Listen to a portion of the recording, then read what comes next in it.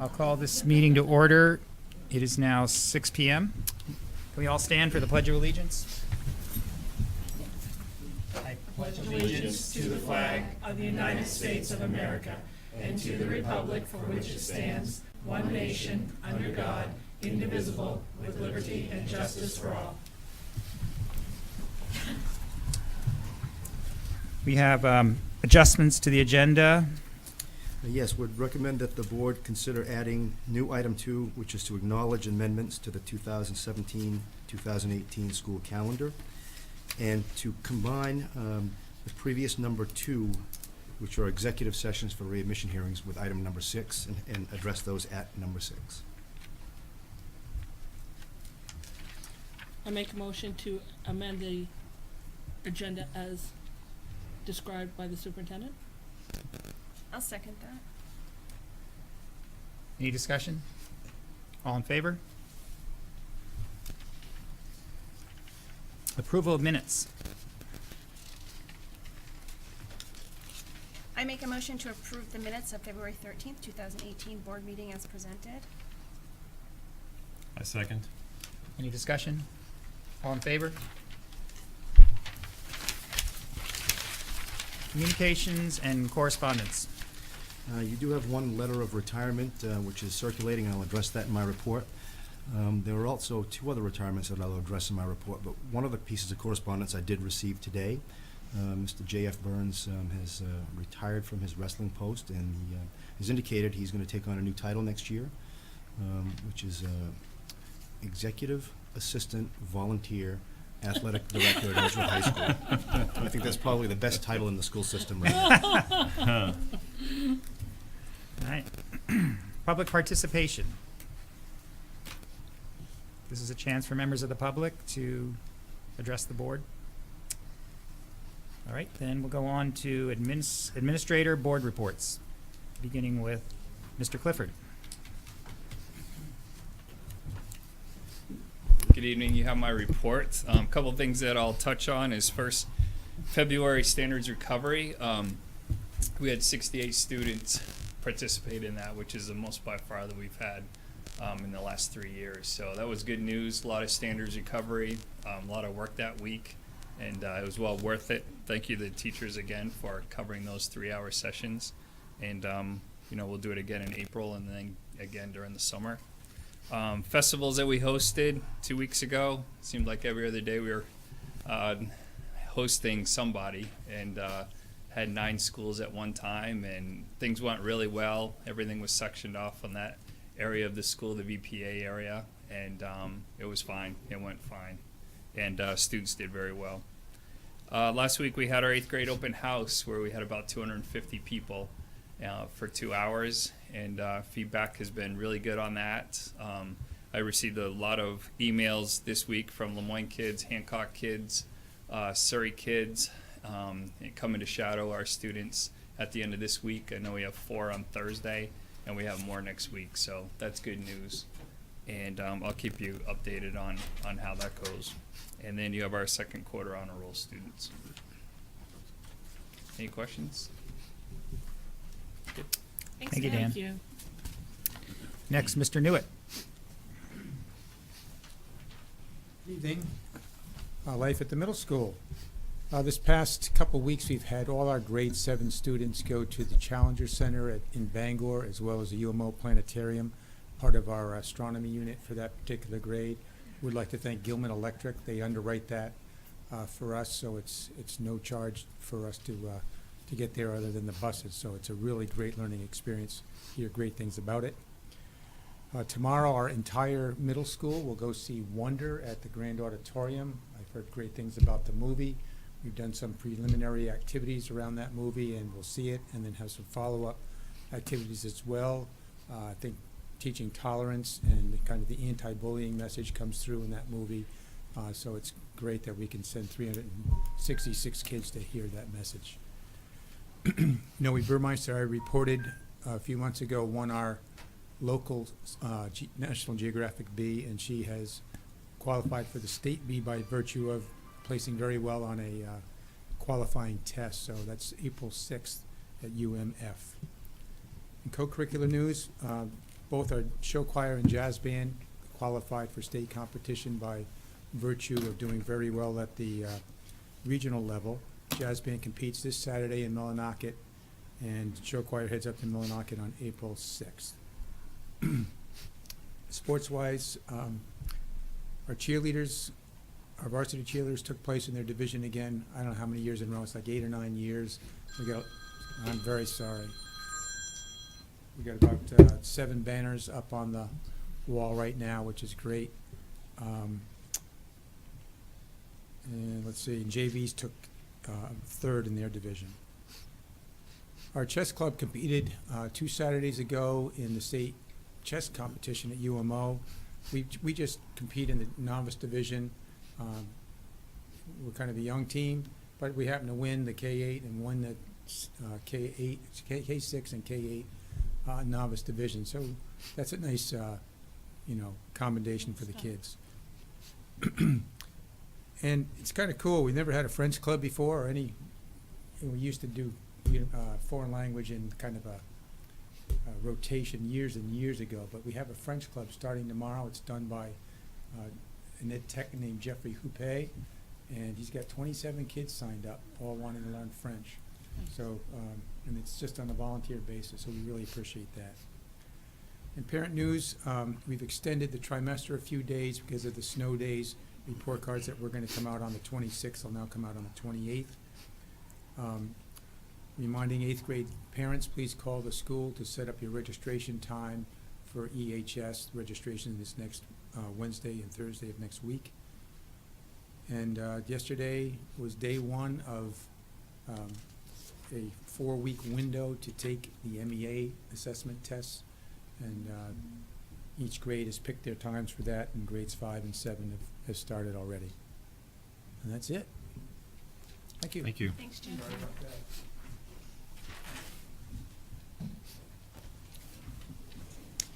Next, Ms. Giavinelli.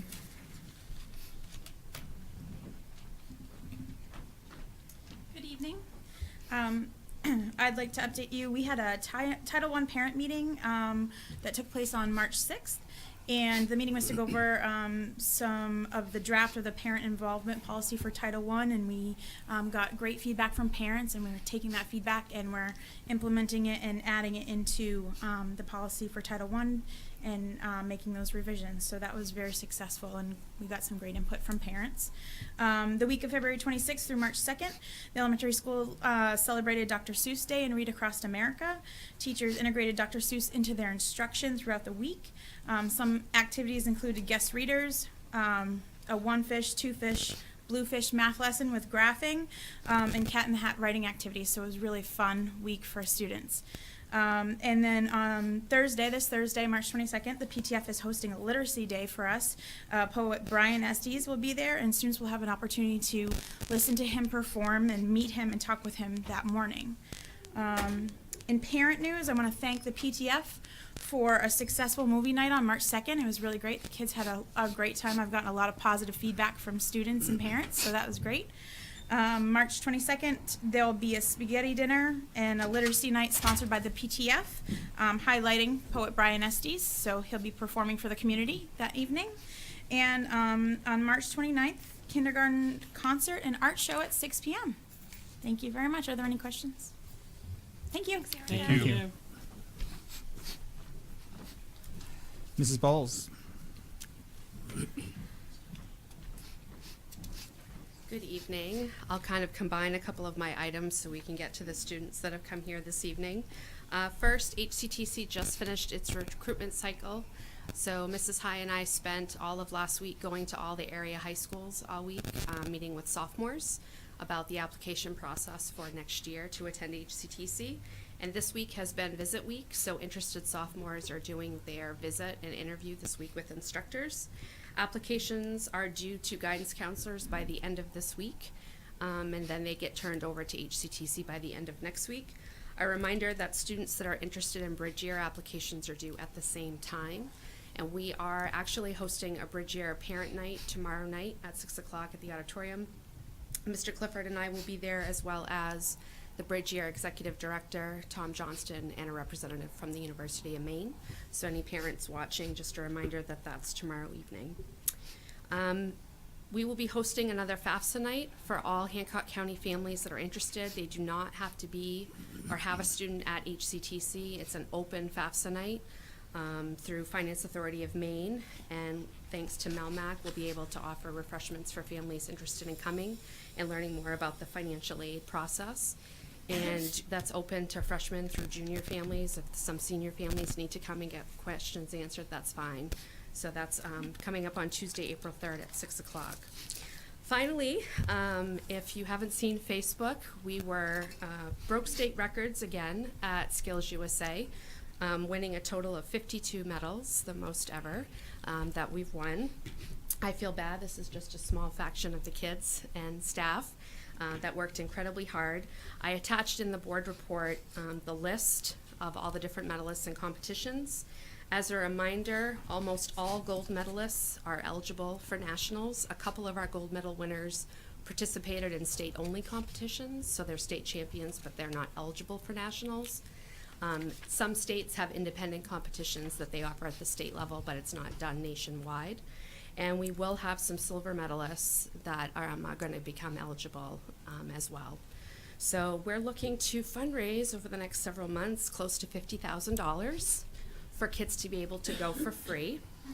So we have quite a feat ahead of us, but we have an enthusiastic group of kids and parents that want to make this happen for these kids. I'm extremely proud of them all. Hi. For the hard work they put in. February vacation was very busy at HCTC, students and families preparing for the statewide competition. Teachers gave up their time that entire week. As of right now, I have 6 teachers that have students eligible for nationals, and they all plan on going with their kids to coach them for the week. Nationals is the last week of June, June 25th to the 29th.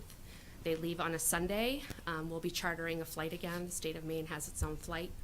And they're kind of teasing us, saying we need to get back to them about how many seats, because we'll probably take up most of the plane, just our school. So we're really excited and proud. We got our state championship banners yesterday to hang up in the school. And the kids and staff don't know this yet, but we've been invited to Augusta to present them to legislature. So we're pretty excited about that. So at this time, their favorite part, I'm going to ask them to stand, and there's probably not enough room, guys, so if you stand across the front and then maybe up the side. They know that they're to say their name, their high school, what medal they won, and in what competition.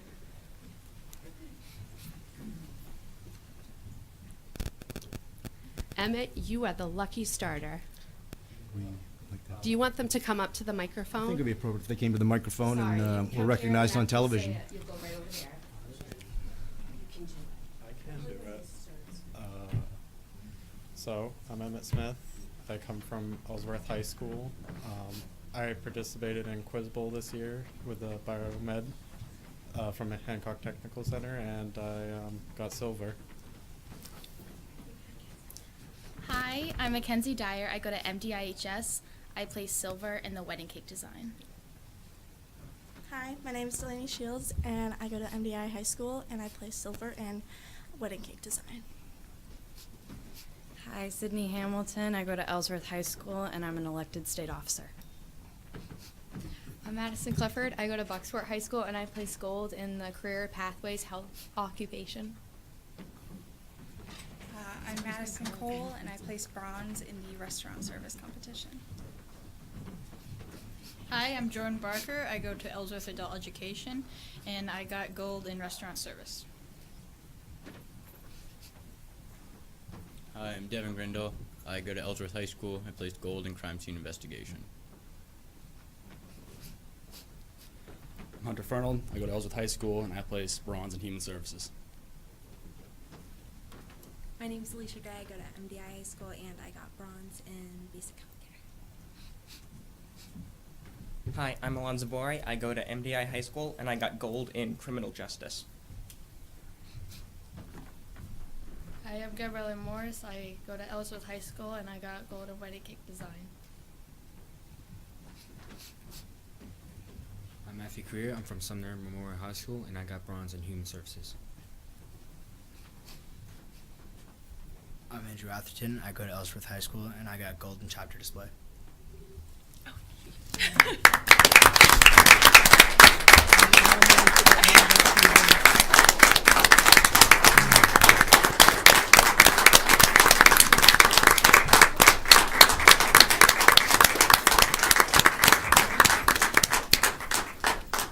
So we'll be coming to you for formal approval for the Nationals trip in April. But we have already started designing some fundraising activities so that people know Monday, April 2nd, we're doing a Pat's Pizza Night. It's Tips for Skills. Tim McCarthy's always very good to us, and from 5 to 7, all tips, whether it's through drive-through or in the restaurant, will come directly to our trip. And then Saturday, April 7th is our spring middle school skills camp. All of our programs at HCTC will be offering a middle school program from 9 to 12. Flyers will be sent out to middle school principals probably tomorrow so that people can start signing up for that camp as well. But we'll come to you formally at the next meeting to request official approval for the trip. So any questions? No, it's awesome. Thank you. Thank you. On behalf of the board, I'd like to say thank you to all of you students for coming here tonight and sharing your accomplishments with us. It's really a great achievement and a tribute to your hard work and talent that you've been able to be awarded all these medals. And the ones who couldn't come tonight too, please pass that on to them. Yes. Thank you very much. Congratulations. Thank you. Congratulations.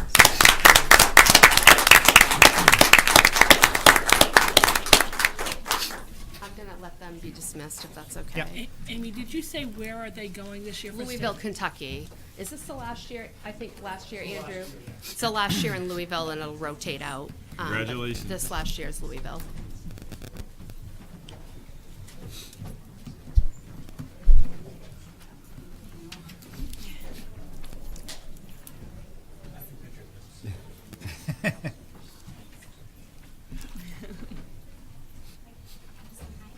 Hi. All right. Next, we have Mrs. Corman Ramos with the Curriculum Coordinator's Report.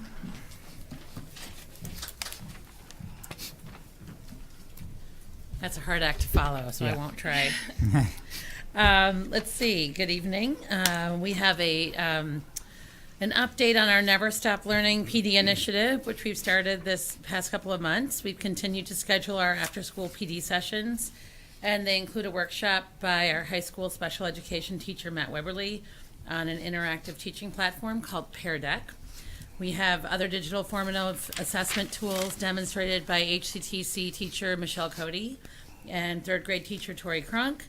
John McKechnie in the high school is offering 3D printing, and our IT director, April Clifford, just today did a workshop that was attended by quite a few teachers on jump rope support. So we're pleased with how it's been able to roll out and get started, but we do hope to increase attendance into next year as we build capacity and increase awareness through word of mouth.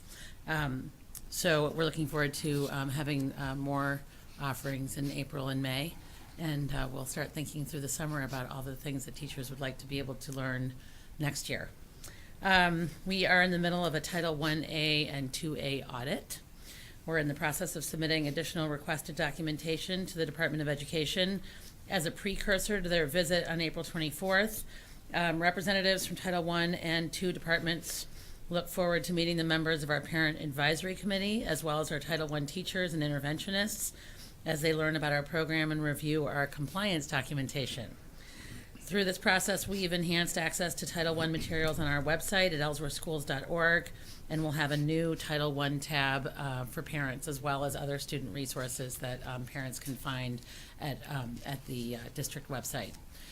Those will be posted both on the district website as well as the school websites. School data, the Ellsworth School Department ESEA report card is now posted on our district website. There are two sites. One is a link to the MARS website, which shows through interactive reports how different subgroups are performing in Ellsworth and can also compare their performance to that of other schools in the state. The other is a link to the ESEA report card of how each of the schools performed on the state test in 2016-17 and 2015-16. we hope that parents will call if they'd like to speak with me in the central office if they have any questions. And for our presentation a little bit, I will be sharing some of that data with you. Thank you. Thank you. Next, Mr. Higgins. Thank you. Seems kind of odd that I'm going to start my report off by talking about storm days, but Mr. Newitt opened that door by referencing the delay of distribution of report cards, so I think it's okay. Just want to do a quick update on changes to the 2017-18 calendar that you folks will be addressing later on in the agenda. But as of today, we have had to use 6 storm days, which exceeds by 2 the storm days we allocated in the 17-18 calendar. Based on the number of instructional days lost to school cancellation, we're required to adjust the calendar to ensure our students fulfill the required number of school days prescribed by law. By law, our seniors are required to have 170 days, and all other students are required to have 175 days. In Ellsworth, however, and we've had this for years, have opted to have a longer student year. We have a 177-day school year for students in grades K through 11. Now, based upon the numbers of days lost, right now seniors will have to make up 3 school days. So to account for those 3 days, we're going to make the following adjustments in the 17-18 calendar. One is to take the in-service teacher day that is scheduled for this Friday and make it into a student day and move that teacher in-service day until the end of the year in June. There will be, and I mentioned this for the parents who may be watching, there will be teacher PLCs on this day, and students will be dismissed following a regular Friday schedule, as if there was a PLC. This will count for 1 day for all students, seniors in grades K through 11. The second amendment that we're going to make is changing, starting on March 30th, the following 5 Friday PLC days to full student days. So March 30th, April 6th, April 13, April 27, and May 4 will be student days. In accord with state law, by adding 1 instructional hour per day for 5 days, we can constitute 1 full student day. So taking that action by not having teacher PLCs on those Fridays will allow that additional 1 hour instructional time, and that will count for 1 full day for all students. And for seniors only, I've spoken with Principal Clifford and Assistant Principal Wright to design appropriate activities for the second day of their Saturday, May 26th senior class trip, so that it may be counted as a student day also. And that will count just for seniors. So long as we don't have any further use of storm days, okay, let's hope we don't, the final school days for 17-18 will be Friday, June 8th for our seniors, which is also graduation day, Wednesday, June 20th for students in grades K through 11, and Thursday, June 21st will be the teacher in-service day that we're moving from this Friday. Now, people may ask, in the event we're required to use an additional storm day between now and the end of the school year, and I would mention, I heard on one of the news broadcasts this morning, last year on April 1st we did get a foot of snow. In the event that we have that, we will consider making a couple of other changes. One is to use the other 5 PLC Fridays and make them into student days, or to identify either a Saturday or an April vacation day as consideration for a senior day. Let's hope that we don't get to that. And I will be asking you to acknowledge those actions a little later in the agenda. Would also like to report on the March 14th National Student Walkout. Although the activity did not occur as planned on March 14th because of the snowstorm, I would really like to commend the members of our student body, both at EMS and EHS, for the professional manner in which they approached and planned their participation in this nationally organized activity. Had the opportunity to meet with Mr. Newitt and 1 student representative at EMS, and in that meeting with that student, the activities that she had planned with her classmates were very appropriate, designed to recognize the victims of the Parkland school shooting and to voice their perspectives on how school violence can be addressed. I thought that was very, very well done. I think Mr. Newitt would concur. Also had the opportunity to meet with Mr. Clifford, Mrs. Wright, on 2 occasions with students at Ellsworth High School, and on 1 occasion that included Police Department Chief Mosier. In the meetings with our students, I was very impressed but not surprised at how thoughtful and unified those students were in their intent to honor the victims of the recent Florida shooting and issue their statements regarding how school violence can be addressed. When you're looking at a group of over 100 students that within a 20 to 30 minute time period came to the conclusion of what they wanted to do in a unified fashion for that particular activity, it just reinforces the great faith that we have in the students that we have in our school system. So very proud of what they did and very, very pleased with the way they approached it. Unfortunately, the day didn't get to take place as they wanted. I know that at the middle school, Mr. Note, you had 8 or 10 students that did carry out their activity the next day. At the high school, our students had not come back and asked us if they could move forward with the activity. My understanding is we did have at least some students and parents come to Ellsworth High School and conduct an activity on their own on the storm day. But again, very pleased with the great students that we have in our school system. On behalf of the Ellsworth School Board, you folks, our staff and our students, I'd like to express public appreciation to all who were able to attend the March 12th Public Forum on School Safety. While the topic of the discussion is a serious and sensitive issue, I really believe that the tone of those attending and participating in the forum was one of both great concern about school safety, but also the willingness and positivity to work collaboratively to ensure we have the highest level of safety and security in our schools. You know, as we discussed with the attendees that night, the comments, questions, and suggestions are going to be used in forthcoming discussions on how we can enhance and improve our school safety and security procedures. And those suggestions actually are continuing to come in. I received a nice lady from a grandparent of 2 students at Ellsworth High School today who was appreciative of the forum and had a list of about 15 things that she would like to see us do. So I think it was a very positive and appropriate activity to have, and I think it just reinforces the idea that we have community members who are very supportive of our schools and our students and staff members. And I'd like to close out tonight by talking a little bit about letters of retirement and resignation. Mike Widdick, science teacher at Ellsworth High School, will be retiring at the end of this school year. I mentioned J.F. Burns, varsity wrestling coach, will be retiring as well. I'd also like to take a couple of minutes to reference Mr. Jim Newitt, middle school principal. Jim has been in the Ellsworth school system for 37 and a half years, the last 29 as a principal. And we all know Jim, and we know that he had unwavering support for students and staff, tireless dedication to the job. I don't think you could ever go to Ellsworth Middle School during the school day when there's an activity going on that Mr. Newitt wasn't there, taking pictures, posting them to the Facebook and the web pages, and just working very tirelessly to provide the best education possible for the students of Ellsworth. So Mr. Newitt, when you do finally officially retire at the end of June, you certainly will be leaving a lasting legacy and positivity for the students and community of Ellsworth. We thank you for your work. Thank you.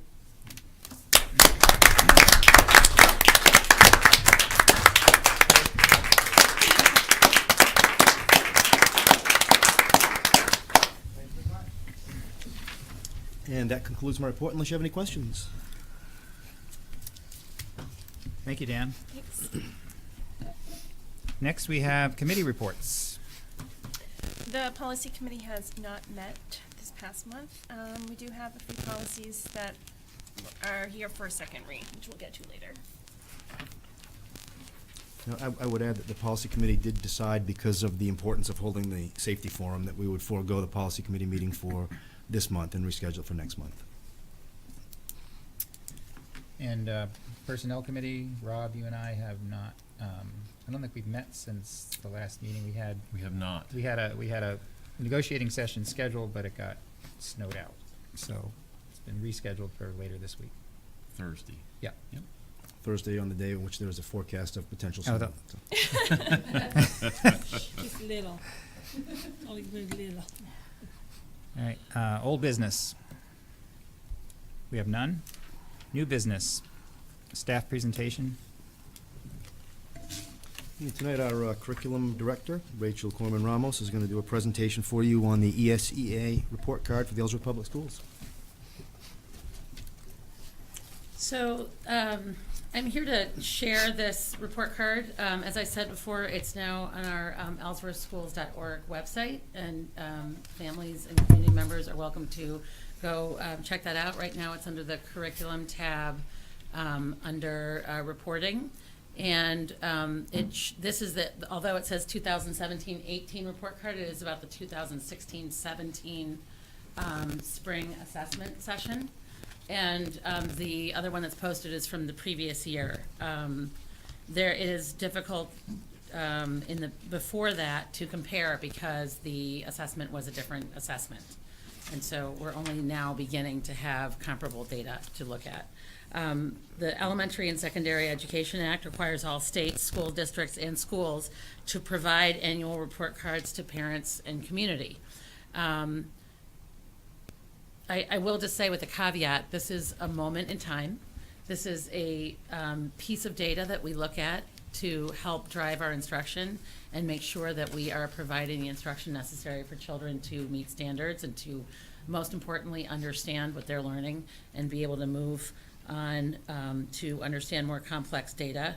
It is federally mandated that we share this, but I do also want to say, as an assessment director, that I strongly believe that children show their strengths in many different ways, and this is but one of them. But here we are. The MEA data in the 2017-18 ESE report reflects the assessments given in the spring of 2016 and 17. The accountability reports summarize how well the districts and the schools are enabling their students to progress towards state's expectations in ELA, math, and science in certain grades, and I'll go into that in a minute.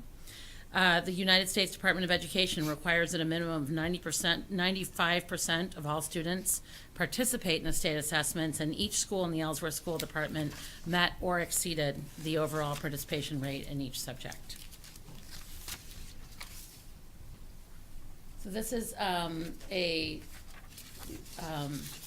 depiction of English language arts. And overall, in ELA, 54.2% of all students in the Ellsworth School Department were at or above state expectations in English language arts. And this is essentially the same as last year, within a couple percentage points. Actually, tenths of percentage points.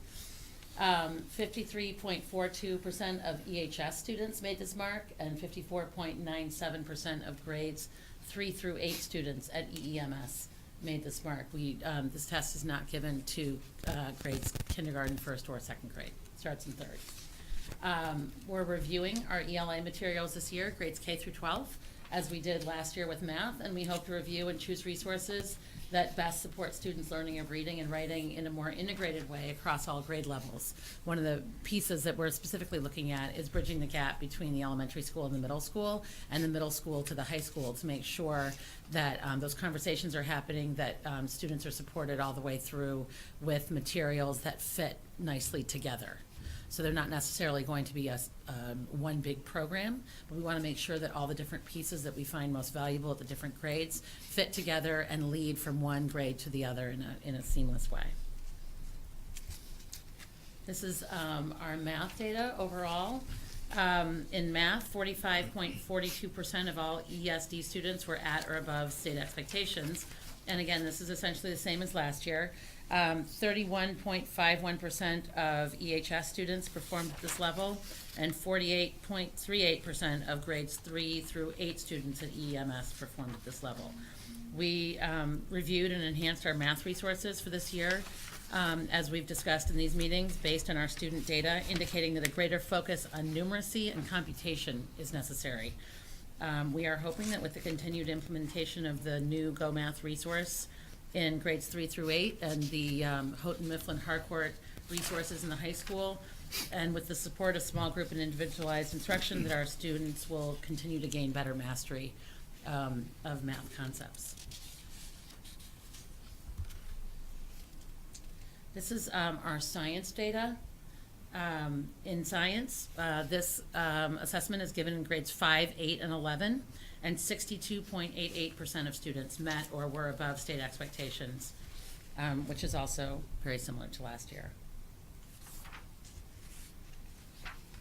So I believe you have the reports in front of you. These are included that you can find some more data. This one is particularly about grades 3 through 8 for English language arts, where you can see the data that we've discussed before, but it's a little bit more of a breakdown. And again, parents and families, you are welcome to see these breakdowns on the website. We will also have hard copies of these reports in each of the school offices by Monday morning.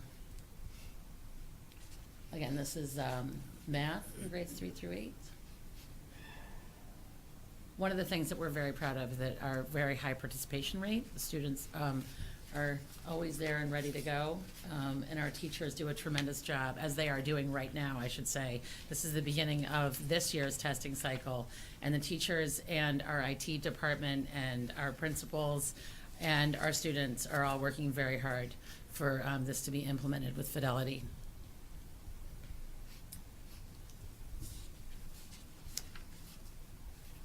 This is the high school data that we discussed. This is the one, in math, this is the one area that we were right below the 95 percentile for the percent participated. The last piece of the data in this report is about Maine teacher quality. And this shows that the professional qualifications and the number of teachers who have emergency or conditional certification. During the 2016-17 school year, Ellsworth School Department has 39 teachers with a Bachelor of Arts, 19 teachers with a Bachelor of Arts plus 15 credit hours, 34 teachers with masters, 6 teachers with masters and 15 credit hours, 7 teachers with masters and 30 credit hours, and 8.5% of teachers had emergency or conditional certification. In looking at the list of those teachers from last year, almost all of them, I think with the exception of 2, have since gotten their certifications. And now this year we have a similar percentage, but there are different teachers who are newly hired and are working towards their certifications. So moving forward, as we look at this data, one of the things that we think about is instructional coaching. I'm really, really impressed with how much we've been able to integrate instructional coaching into the school district. Debbie Richards, our instructional coach, has been working with, I believe, 5 teachers in this last coaching cycle. And through word of mouth and through colleagues talking to those teachers who've worked with her, several more, she now has an additional 5 more who will be working in this next coaching cycle. I read some of the reports. She has kind of a debriefing session with teachers when she's finished working with them. And one of the teachers in particular was remarked about being surprised at how many things they had learned and how many pieces of strategies that they had not heard of before and were excited to see implemented. And they've really changed the classroom management in their classroom, have changed the instructional groupings, the engagement with the kids. My understanding is this teacher has had to have less after-school instruction because the students are working more effectively during school time, during class time. So it's been very effective, and one of those teachers' co-workers then asked if she could work with them. So it's exciting to see the instructional coaching model really take hold and finding the effectiveness of that. And I think that it's one of those things that kind of spreads in the water, because any one teacher who works with an instructional coach then shares with their colleagues in conversations the things that they've learned, and everyone kind of picks up little pieces, and it's a domino effect. So we are looking forward to supporting students and supporting teachers with the instructional coaching, continuing that model. As I discussed earlier, our Never Stop Learning PD initiative, having a lot more professional development opportunities for teachers at times other than just big professional development days, which often is difficult because it's one big day where we're trying to cram in so much professional development. So now that we've had this model where they're able to get pieces of it an hour at a time, different weeks throughout the year, we're hoping that that will be able to support teachers better. We are going to continue with data-driven instructional planning. So we are having more common planning time sessions being centered around data and looking at what the data tells us about how to move forward with particular instructional plans. And we're going to have continued PD on effective instruction in reading and math. We purchased with our Go Math and Houghton Mifflin programs more professional development from their company. And although we weren't able to implement it on our coming up non-PD day on Friday, we are able to bank that, and we'll be able to provide it to teachers as they need it. So one of the things that I'm pleased with that particular company is they've been extremely flexible. And although we had scheduled an entire day of training, they totally understood. Several of them are from Maine. They said, well, that's what happens, and are completely willing to reschedule with us. And so we'll have more math instruction coming up. And as we look into the new reading resources, we'll be purchasing or planning on having more support for any kind of reading resources that we decide to bring into the school district. So we believe that those steps will continue to help our students move forward and build on the successes we have so far. Do you have any questions? I do. If you go back to the mathematics accountability data for the high school, so it says number required to test is 78. How is that? How do we come up with that number? The number required to test. I believe that number is coming up from how many students were available to take it in 11th grade. That's the math SAT, and that with their percentage, they needed 95%, and so that would equal 78 students. Okay. So they take the number of students that were eligible to test, and then 95% of that, I believe, is how they acquire that number. Okay, thank you. Rachel, I have a question.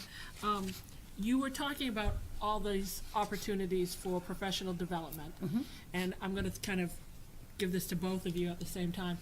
Is there a mechanism by which we can count that professional development in chunks like we're doing with the 1 hour per day of student time to count it as professional development day? Talking in terms of contact hours? Right. So they're having these multiple opportunities after school and throughout. We're able under the law to add 1 hour per day for students, and after 5 of those counted as a day.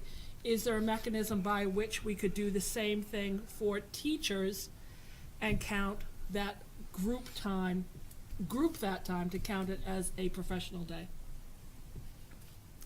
I understand. So not contact hours, but counting it as a day for the staff? Correct. No, I'm not aware of any provision in law that permits that. Fully aware of the provision that allows us to do the same for students. I can look into it, but I don't think it exists. I've actually had It's a a good couple question. of teachers ask that.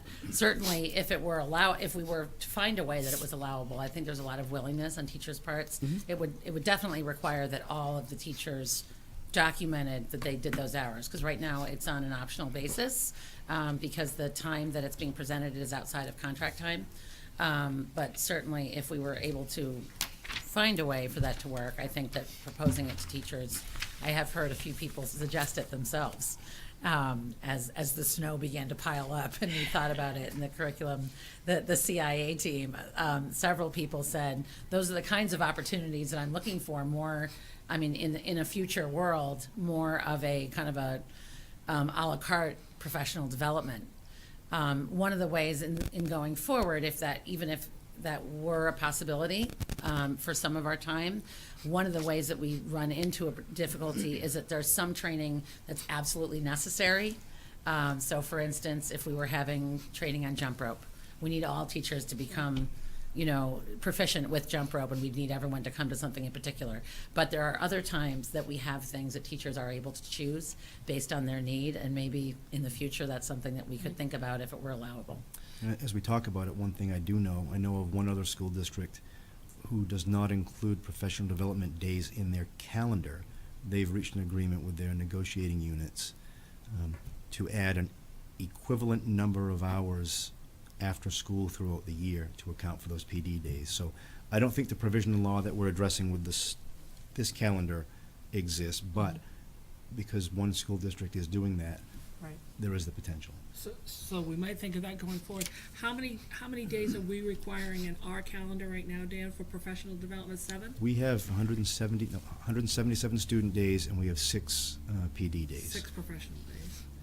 So, and I understand what you're saying, that there are a certain number of those days that you need everyone as a group. But if we could maybe come up with a hybrid blend of, we will all attend these 3, and throughout the year, there'll be these opportunities, and you must pick, I don't know how many that would be, that would equal the, with them. I think it's something that starting earlier in the school year, when you're developing your calendar, that could be a good discussion. It certainly would represent a change in how we do things here, but. It also represents more of the model of proficiency-based learning, like students learning at their level and what they need. Right. It does get at that with adults as well. So it's a good idea. Any more questions? Okay, thank you. Thank you, Rachel.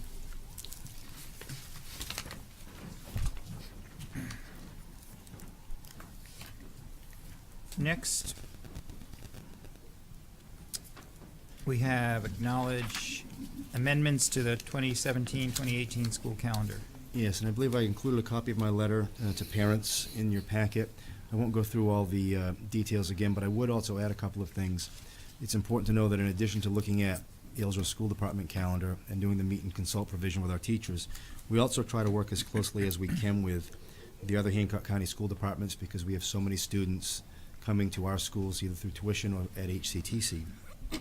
So it's important to know that the steps that we're taking, I believe all of the school systems in Hancock County, with the exception of 2, are changing this Friday from an in-service day to a student day. So there's collaboration there.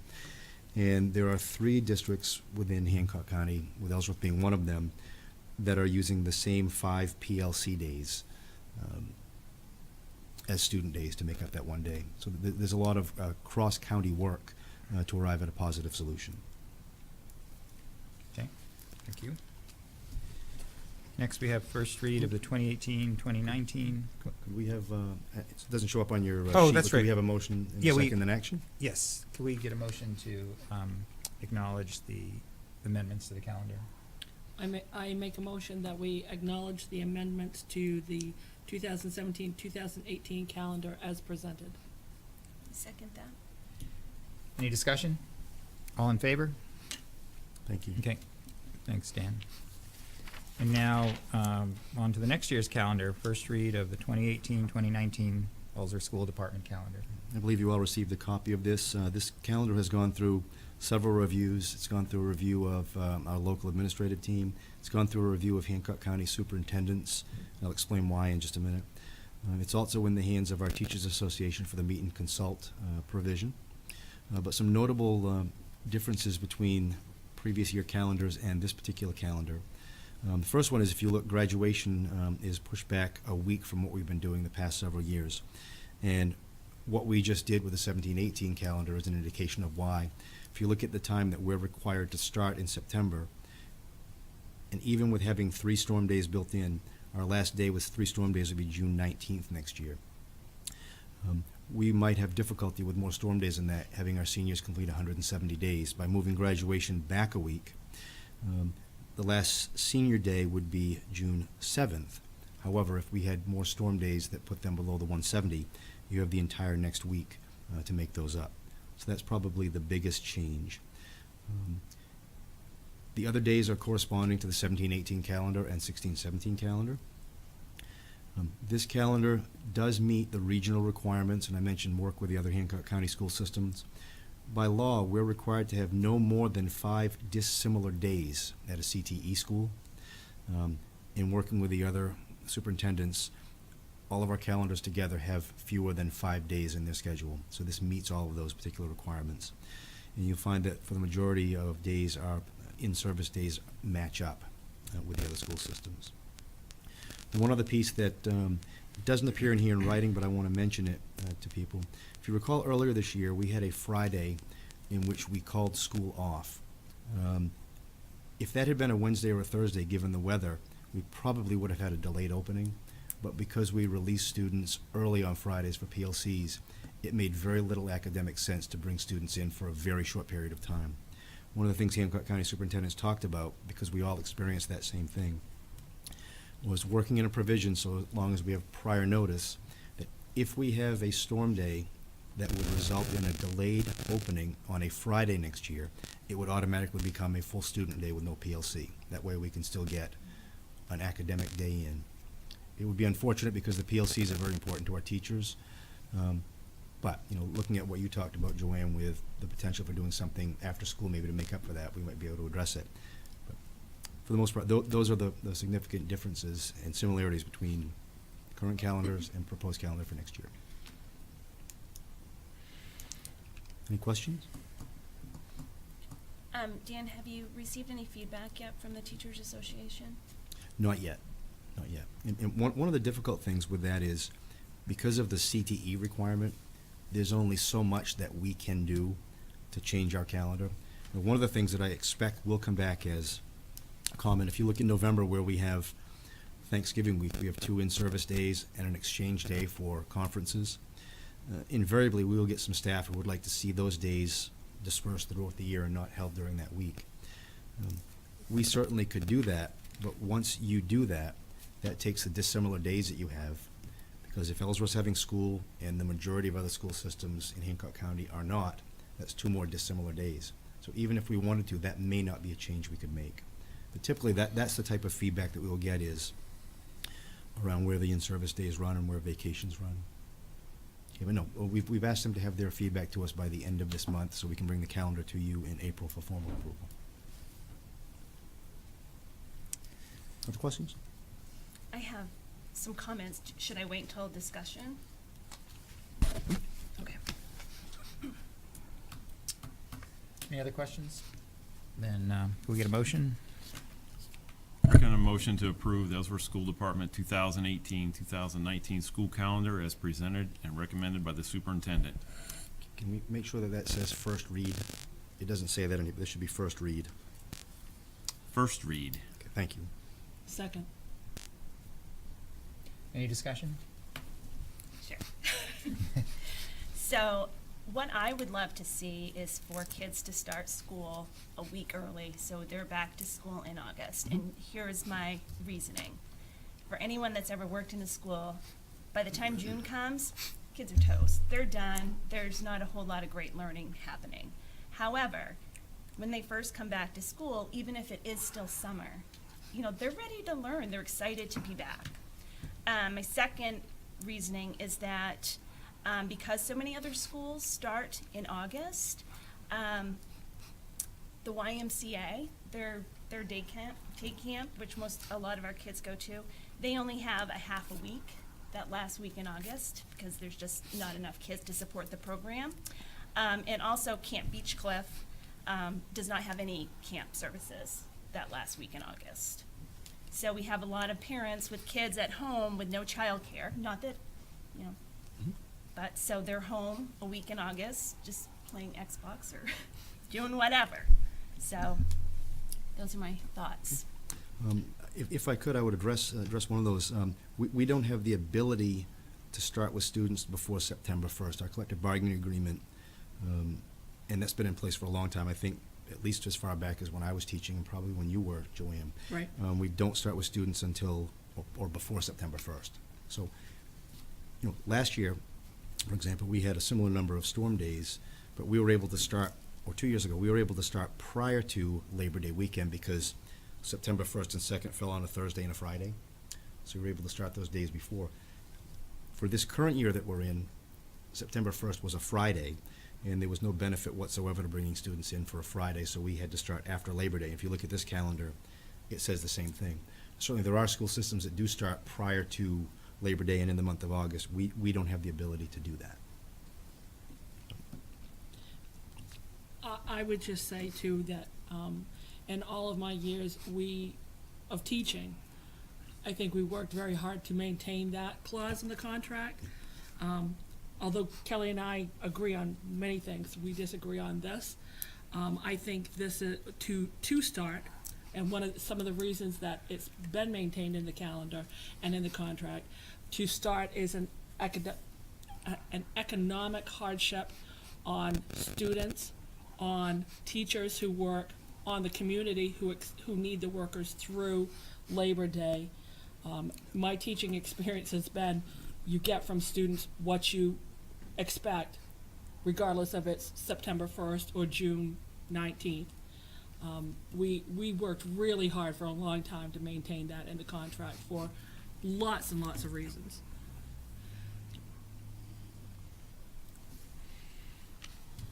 Any further discussion? All right. Dan, when do they do negotiations for a new contract? Teacher's contract is in the first year of 3 right now. Okay.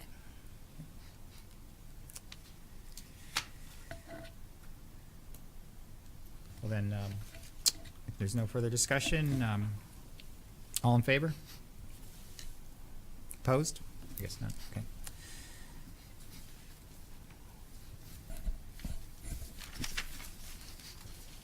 Next, second read and approval of amended policies. I make a motion to accept the second read and approve the amendments to the following policies as recommended by the Policy Committee.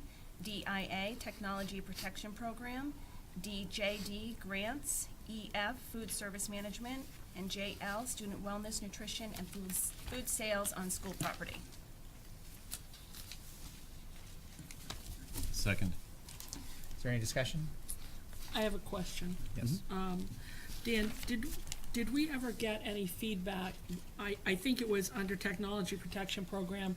We had asked if there were the possibility of a provision for a rolling or floating, I'm not sure how we described it, price. Actually, we did have a discussion on that, and I apologize. That was not one of the pieces that was included in this packet right here. But certainly that's something that we can go back and revisit for the next school year. Because I think it would be appropriate. So what you're approving tonight would be, a program fee of $35 per year. And what we would have to look at would be how to make that a sliding scale. But I think that's very easy to implement. So we can amend that? Yes, we can. Okay. Yep.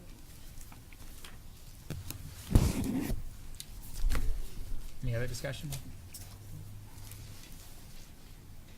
All in favor?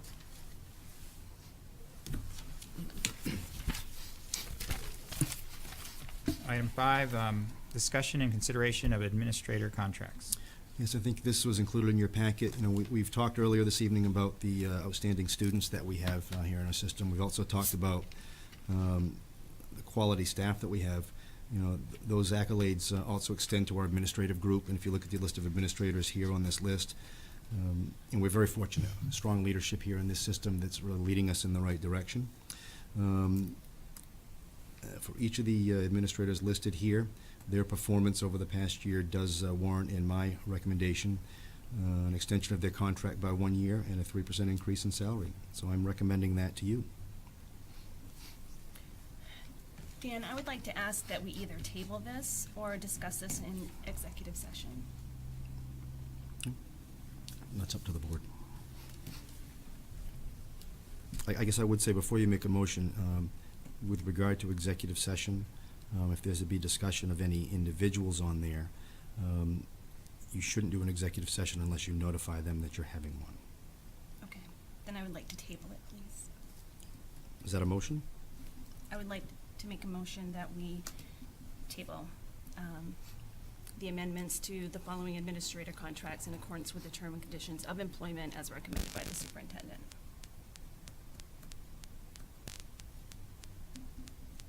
Is there a second?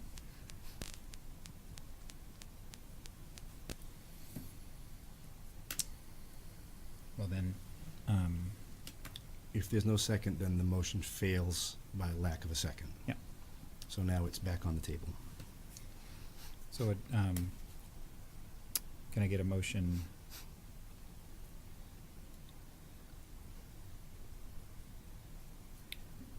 Would someone like to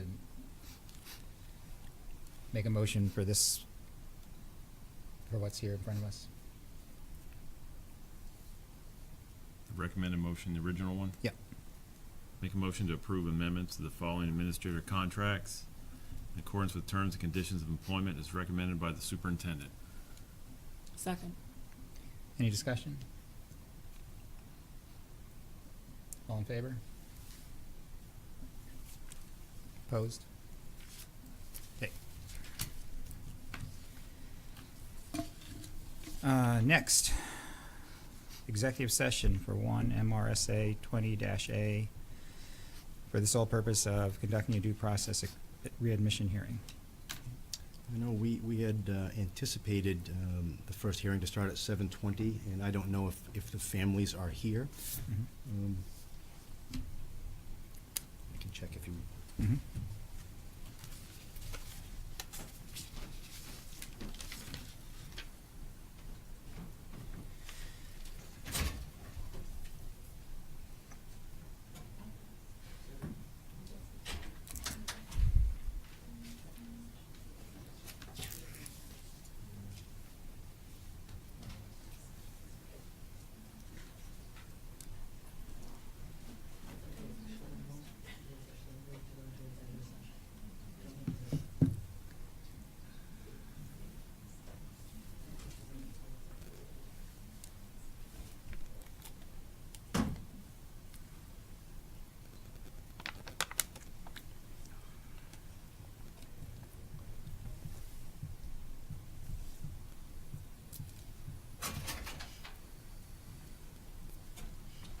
not here yet, so I would recommend that we move to the next items on the agenda. Okay. Do we need a motion for that, or can we just? I think for the record, a motion to take items 7 and 8, preceding item 6. Motion and action on that would make it official. Can we get a motion to do that? I make a motion that we move items 7 and 8. Dan, was that correct? 7 and 8? To proceed 6. To proceed 6. A second. Any discussion? All in favor? All right. So, item 7, budget update. Well, I had hoped to have a pretty detailed budget update for you this evening. However, we're still having challenges in getting information regarding CTE funding from the Department of Education. We're quite a ways along on our expenditure budget. In fact, almost ready to start doing some presentations to the Finance Committee.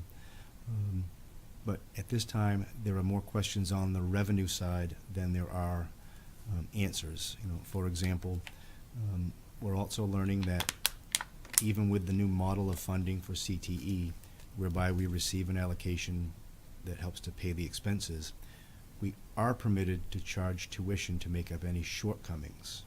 So that's certainly going to require conversation with the other school systems here in Hancock County. We've had some conversations along those lines, but certainly not with dollar figures attached. The other piece that we still do not know is, again, with 2 satellite programs, one being the welding program that's housed at Bucksport High School, one being the marine trades program that is housed at Mount Desert Island High School. We're required to send out of our allocation an allocation for them. We've not received guidance from the Department of Ed on what that allocation is. So couple that with having to take out tuition that we formally received for HCTC students. Okay, I really can't give you a clear picture of the revenue side. So I think moving forward at this time with the presentation on the budget would not be beneficial. So we'll continue to work on that, and as we have more information, I'll make sure that the board gets it. Have they given you any guidance as to when they will provide you with additional information? Well, I asked the question today.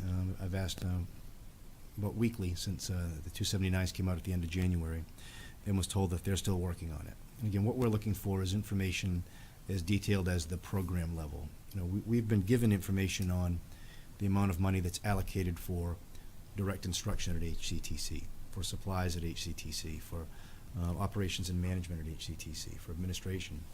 But it doesn't break any of those down by program level, so we can't do a comparison on what our expenditures are and what we're projected to receive, so we can then potentially bill tuition accordingly. They say that they're still working on it. So.